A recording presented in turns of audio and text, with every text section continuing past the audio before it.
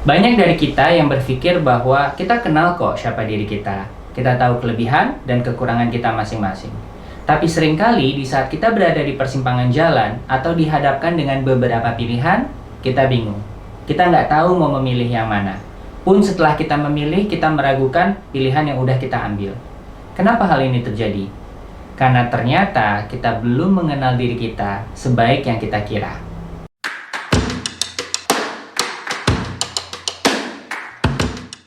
Mengenal diri sendiri ternyata butuh melalui proses yang sama dengan mengenal orang lain. Di saat kita mencari teman, sahabat, atau pacar, apa yang biasanya kita lakukan? Kita kenalan sama mereka, kita berinteraksi dengan mereka, kita luangkan waktu bersama mereka. Dan kita lakukan proses ini lagi berulang-ulang sampai akhirnya kita bisa menjadi sahabat atau pacaran sama mereka. Tapi ironisnya, banyak dari kita yang jarang atau bahkan tidak pernah melakukan proses itu terhadap diri sendiri. Sehingga banyak banget orang yang tidak mengenal siapa dirinya. Contoh, dalam wawancara kerja, tolong sebutkan 3 kelebihan dan 3 kekurangan kamu. Bingung kita jawabnya. Ada orang tua tanya ke anaknya, mau kuliah di mana nak? Mau jadi apa kamu kelak? Bingung kita jawabnya. Ada kesempatan untuk ahli profesi nih, apakah kita mau tetap jadi pengacara atau mau menjadi YouTuber? Bingung lagi kita jawabnya. Nah, semua orang yang pernah bingung tahu bahwa penyebab kebingungan itu adalah karena tidak adanya clarity atau kejelasan. Sementara clarity itu baru bisa kita dapatkan setelah kita kenal baik dengan siapa diri kita. Cara mengenal diri sendiri itu kuncinya ada 2. Yang pertama, adanya waktu spesifik yang kita luangkan dan adanya interaksi, di mana akan muncul pertanyaan yang kemudian diikuti oleh jawaban. Sama seperti waktu kita lagi ngobrol dengan orang lain.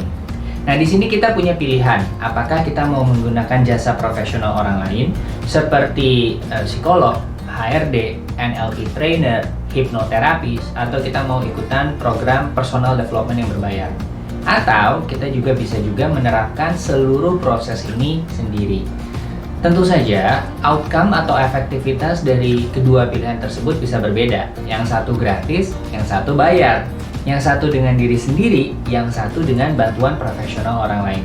Semuanya tergantung lagi ke niat kita, seberapa besar kita pengen mengenal diri kita sendiri. Nah, model atau cara kerja dari setiap program personal development atau di saat kita menggunakan jasa profesional orang lain adalah mereka akan menciptakan satu sesi waktu khusus. Nah, dan di dalam sesi waktu itu mereka akan membuat interaksi dengan memberikan kita pertanyaan-pertanyaan pribadi yang harus kita jawab.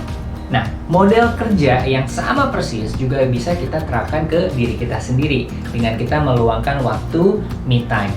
Kemudian ya kita berinteraksi dengan diri kita sendiri. Mungkin banyak dari kita yang berpikir bahwa berinteraksi atau ngobrol dengan diri kita sendiri itu adalah sesuatu yang aneh ya, apalagi kalau dilakukan rasanya makin aneh lagi.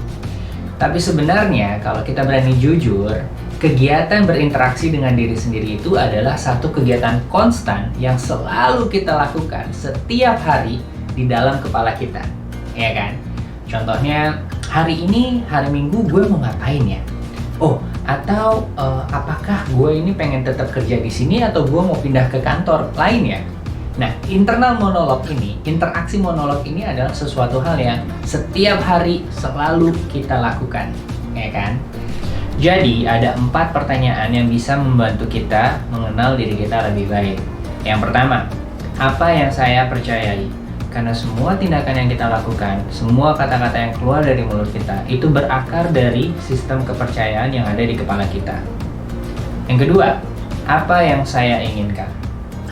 Yang ketiga, kenapa saya menginginkan hal itu? Dan yang keempat, apa yang perlu saya lakukan untuk bisa mendapatkan hal tersebut? Kita tanyakan 4 pertanyaan ini di setiap momen kita dihadapkan dengan pilihan-pilihan yang muncul di dalam hidup kita. Semakin dalam jawaban yang kita dapatkan atas 4 pertanyaan tersebut, semakin baik kita mengenal diri kita.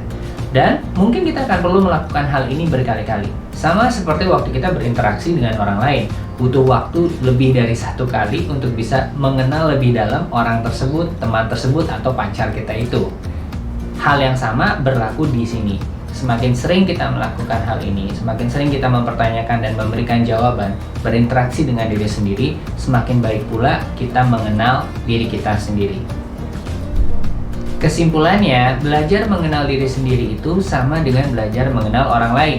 Akan membutuhkan waktu, usaha, dan interaksi agar kita bisa mengenal lebih baik orang lain tersebut. Nah, hal yang sama persis juga berlaku buat diri kita sendiri.